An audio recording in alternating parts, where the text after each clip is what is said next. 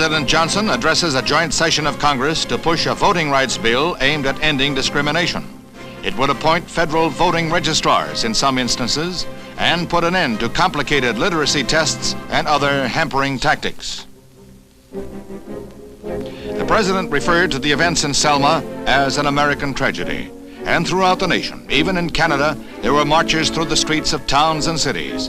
In New York's Harlem, more than 15,000, half of them white, filed somberly through the streets in quiet but agonized protest. The events in Selma had been brought to a climax by a nighttime attack on a white Boston minister by white men. He died 2 days later, many feeling he suffered martyrdom in the cause of civil rights and voting discrimination. The next day, 4 men were held for his murder. For the Reverend James J. Reeb, the demonstrators write his epitaph with this tribute.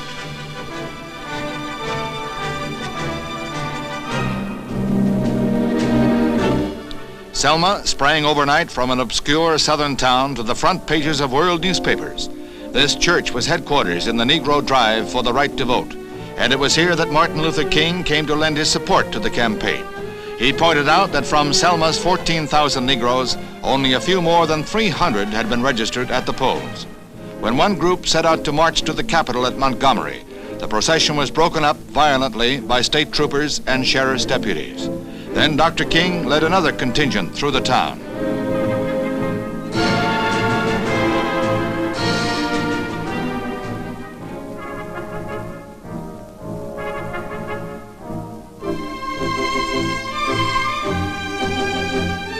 This time there is no violence. The 1,000 Negroes and 400 white ministers and civil rights workers reach the end of the bridge where the cordon of troopers stand. They are ordered to turn back.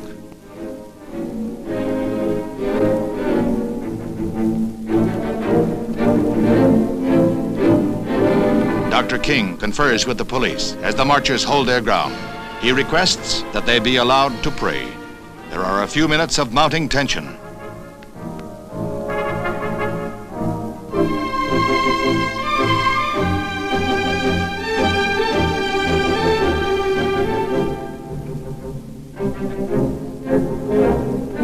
The request to pray is granted, and they kneel in the streets.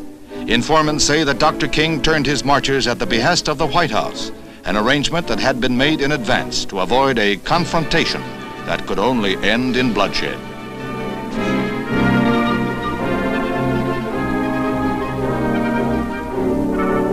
The troops and deputies stand stolidly by as the prayers are said and the marchers go back to Selma.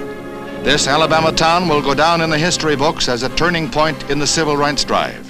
From the halls of Congress to the smallest crossroads hamlet, people can understand the plea that no American can have freedom and justice unless there is freedom and justice for all. In Selma, there is a lesson to be learned.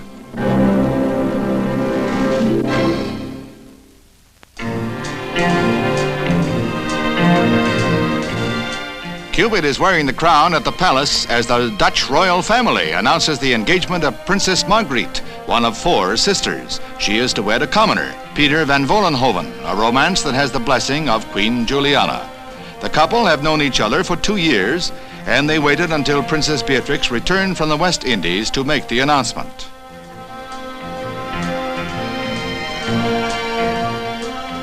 A bust of the 4 princesses was their silver anniversary present to the king and queen.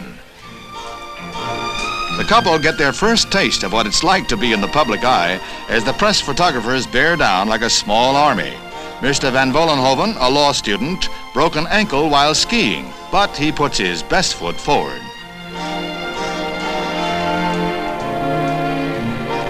The fiancé of the princess will be the first commoner ever to marry into the royal House of Orange.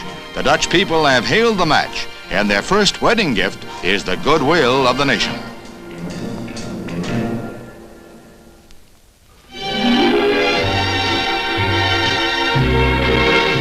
On one of the sets built for the movie Madam X, there's a party of Hollywood notables on hand to welcome home Constance Bennett, famed cigarette holder and all.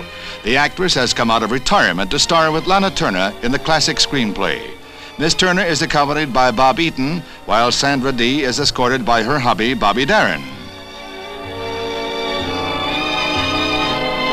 Ricardo Montalban is also starring in Madam X. The picture marks the return of Miss Bennett after 12 years of retirement. Mervyn LeRoy is the guest of producer Ross Hunter. He's an old friend of Miss Bennett's, as you can readily see. Also on hand is Milton Rackmill, Universal President, with a bus for Sandra Dee. This way-out stocking sheaths the leg of Miko Taka, who has James Shigeta under her spell. Another old-timer on hand, Cesar Romero.